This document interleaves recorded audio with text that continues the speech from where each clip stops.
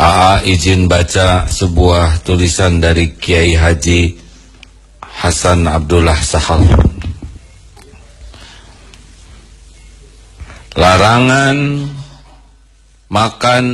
Larangan minum minuman keras. Surat Al-Maidah ayat 90. Ini ditaati nih oleh sebagian besar umat Islam. Padahal ayatnya cuma satu. Larangan makan babi. Ada dua ayatnya. Surat Al-Baqarah 173 dan surat Al-Maidah ayat 3. Dua ayat dipatuhi oleh umat Islam. Hampir tuh yang kurang sholat juga tetap saja nggak mau makan babi. Larangan memilih pemimpin kafir. 1, 2, 3, 4, 5, 6, 7. Ada 7 ayat. Surat ketiga Ali Imran ayat 28, surat keempat An-Nisa ayat 144, surat kelima Al-Maidah ayat 57, surat At-Taubah ayat ke-23, surat 58 Al-Mujadilah ayat 22, surat Ali Imran 149 sampai 150 dan surat kelima Al-Maidah ayat 51. 7 ayat menyatakan larangan memilih pemimpin yang tidak seakidah. Kiai Hasan Sahal berkata begini, beliau ini semoga Allah merahmati beliau. Seandainya ada 1000 orang menolak pemimpin kafir, hanya satu dari yang 1000 itu. Saya adalah satu dari yang 1000 itu. Andaikan ada 100 yang menolak pemimpin kafir, saya adalah satu dari yang 100. Seandainya hanya ada 10 yang menolak, saya adalah satu. Dan seandainya hanya ada 1 orang yang menolak pemimpin kafir, maka saya pastikan bahawalah saya yang satu itu. Seandainya semua media cetak maupun elektronik bersatu untuk mengangkat citra orang yang kufur kepada Allah itu berulang-ulang setiap hari, setiap waktu, agar timbul kekaguman terhadap orang yang ingkar itu, kafir itu, sedikit pun saya tidak akan kagum kepadanya.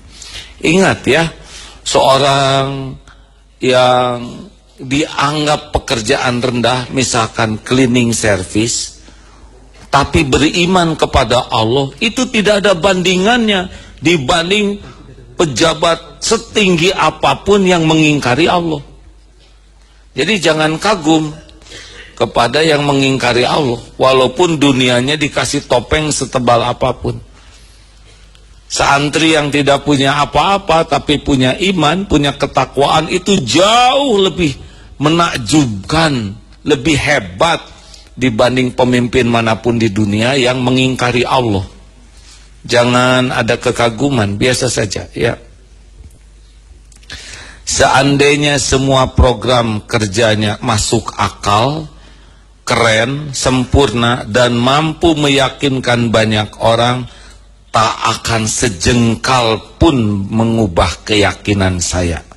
Seandainya semua partai bersatu memilih pemimpin kafir, bahkan jika semua partai Islam pun bersatu ikut-ikutan, maka saya berlepas diri dari kezoliman mereka dan semua akibatnya.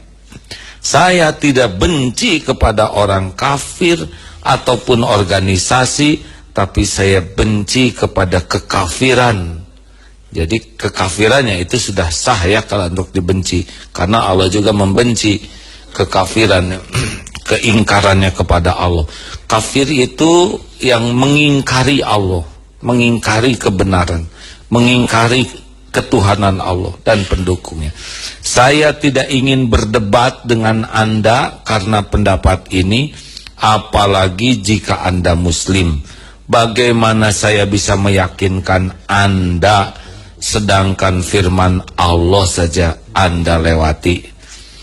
Tapi bagaimanapun takdir Allah di atas segalanya. Hadanallahu wa iyyakum ajma'in. Amin. Nanti yang terpilih terserah Allah. Tetapi kita punya hak. Wah, itu syarat. Oh tidak, ini hak. Kalau saya seorang Islam menjalankan Islam saya, ini hak, ya. Dan kita tidak memaksa. Misalkan ada orang yang agama lain tidak mau memilih pemimpin Islam, ya tidak apa-apa. Itu haknya, benar? Kita tidak usah marah. Orang yang tidak Islam tidak usah marah juga dengan keyakinan. Ini seperti halnya kita sholat. Kita tidak makan babi karena Allah melarang kita makan babi, tidak boleh marah yang lain, ya.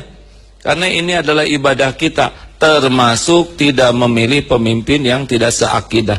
Ini adalah hak, ini adalah amal soleh kita. Begitu? Kita tidak usah marah-marahan, kita paham dalilnya, kita lakukan. Toh nanti Allah takdirkan siapa yang terpilih, itu mah ketentuan Allah. Tapi apa yang kita lakukan kembali kepada kita. Jadi amal atau jadi dosa.